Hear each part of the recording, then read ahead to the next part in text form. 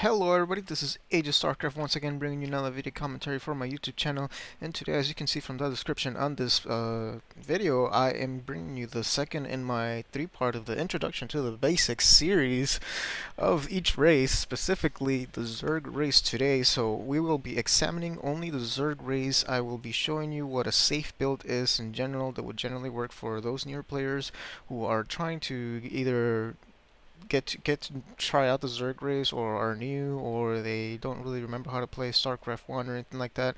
So definitely this is the video you want to look at if you are having trouble with Zerg play, or if you are just starting out. And just let me start by saying that this is the only video, guys, that you will see me say you should go this specific build order. And now what build order is when you hear me say, for example, 9 pylon, what that means is that at 9 supply, when I have 9 supply over here, this is the resources counter, the minerals, gas, and supply.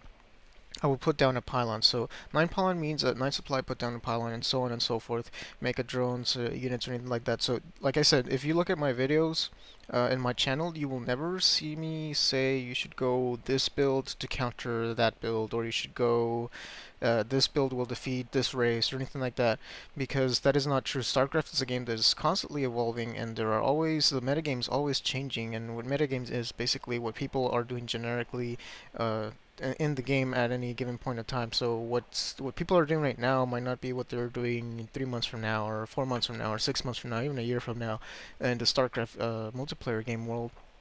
And another thing that this is important is because, for example, let's say the 4-gate build, which I mentioned this. If you saw my turn video, you will. This is kind of like a recap of what I said there.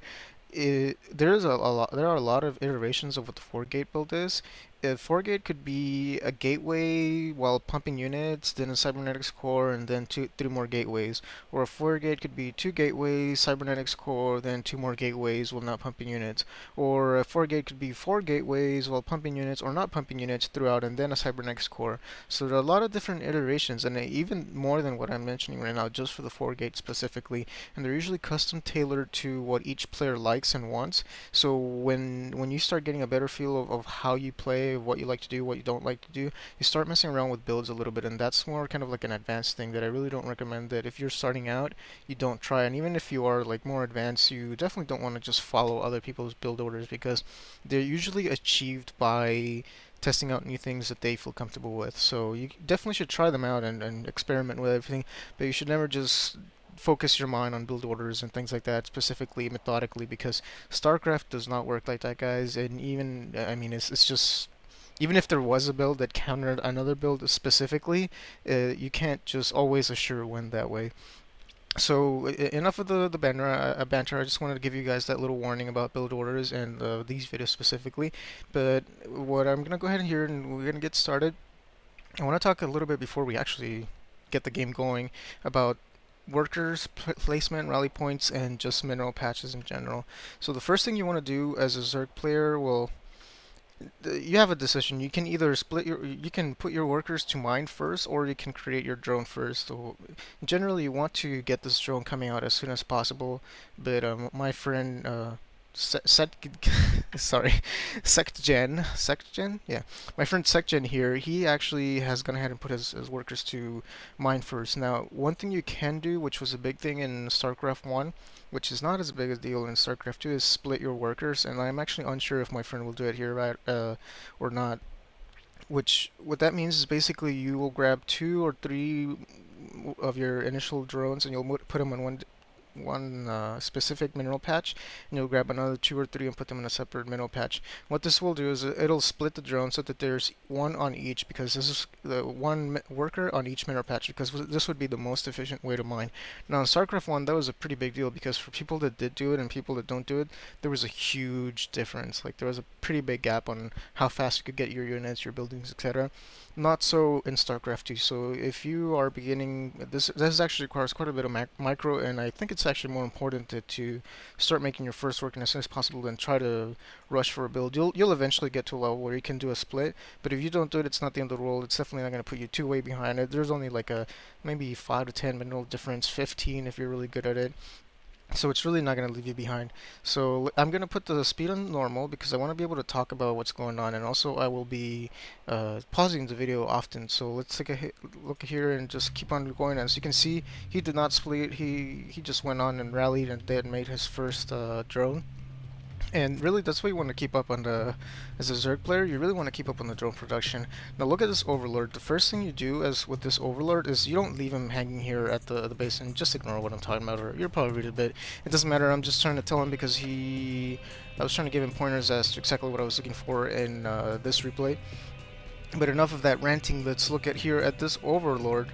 What you want to do with your first Overlord, you don't want to just leave him around in your base. You want to actually send him to scout to the opponent's base, and you just have to be careful when it's Terran or Zerg, because the Terran can have a couple Marines, and even one Marine will take out your Overlord very quickly, and definitely the Queens will, if you venture too far into the opponent's base, you will take him out. So you want to generally position them someplace like around the outskirts. For Protoss, it's not as dangerous because the Stalker comes out a little bit late. You might want to leave it in an area like this, or maybe an area like this where it's kind of out of range and not really visible. And I'm actually unsure where my friend here is going to be putting this one, but it doesn't matter. So let's take a look back at his base. One thing that you want to keep up with is your supply. So once you have nine overlords, I'm sorry, 9 drones. So let me put the production tab here up here. You want to make your first overlord so you're not supply blocked, and this is kind of a harder thing to do with Zerg, because the larvae that spawn here, you can have upwards of 3 units building at the same time, and when you have several hatcheries, you can actually get supply capped fairly quickly.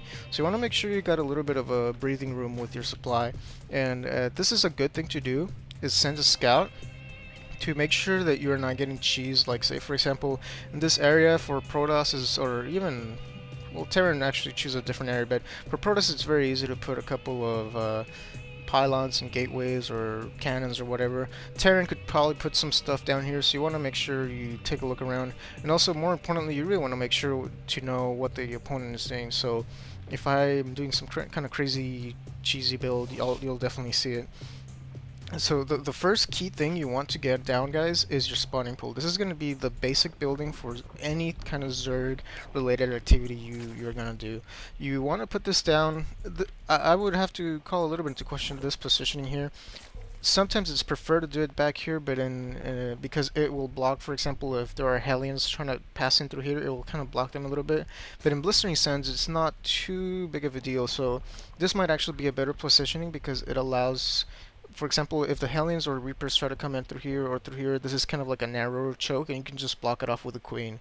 So actually, I think for this map, it's kind of varies by map, but generally you don't want to leave this exposed, like say out here, because say if you're playing Zerg, they can just surround that, or Zealots or Marines, anything, and kill your spawning pool. And like I said, this is the basic building for the Zerg. So he's getting a gas. He's gotten a gas right after putting down the first spawning pool because he wants to be able to get speed links, a metabolic boost, which is basically the speed upgrade for links. And another second thing that you want to do, look at this. This hatchery went down at 15 supply.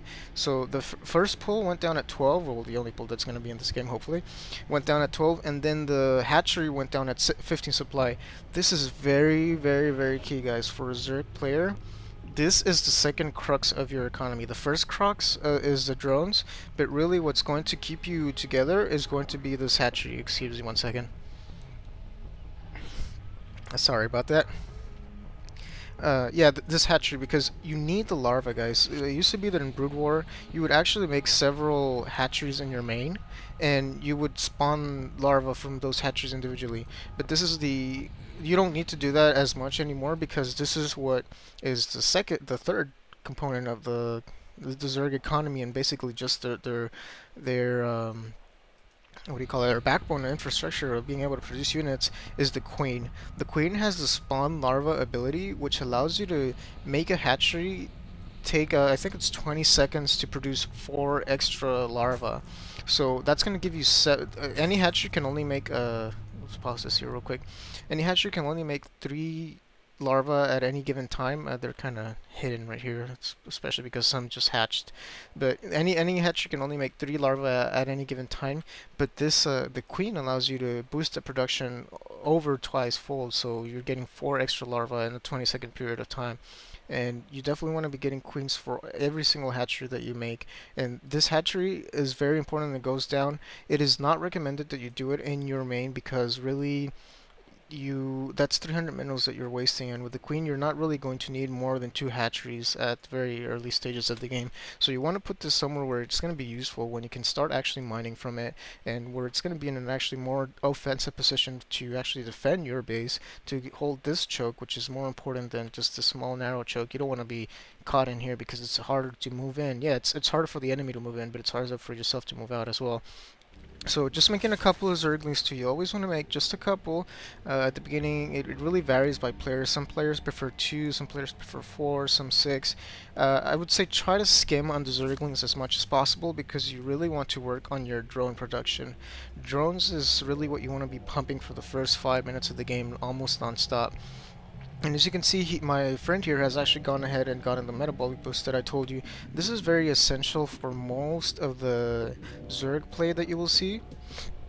Excuse me, is the metabolic boost, because Zerglings are essential scouting tools and also very good harassing units. So let's take a look at my base over here.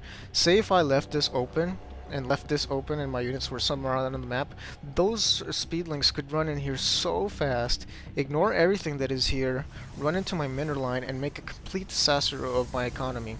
So let's take a look back here at see how he at his base. See how he actually has a second queen coming. He's not really waiting for this expansion to come up to make a second queen because he wants the energy to be pulling on the queen as fast as possible. One thing he could have actually done as well is start moving this queen over there, but look at this. He's done an even more advanced technique for Zerg players that I actually don't see a lot of Zerg players do, and that he knows that these 4 larvae here and 4 larvae here, he doesn't really have the economy right now to spend on. Let me see, that would be 8 plus 3, 3, 6, that is 14 larvae. He doesn't really have the economy to spend on 14 lava at the moment, so a very key thing for Zerg players to do is use this creep tumor ability. This is the second of the 3 abilities that the queen has. Let's take a look at the other one. It has more of a frontal face. Okay, she's facing the hatchery. It doesn't matter. We're gonna spin the camera here a little bit just to see her face. Okay, the hit bars are in the way. Oh man. Okay, there we go. The creep tumor. This is the one of the essential excuse me,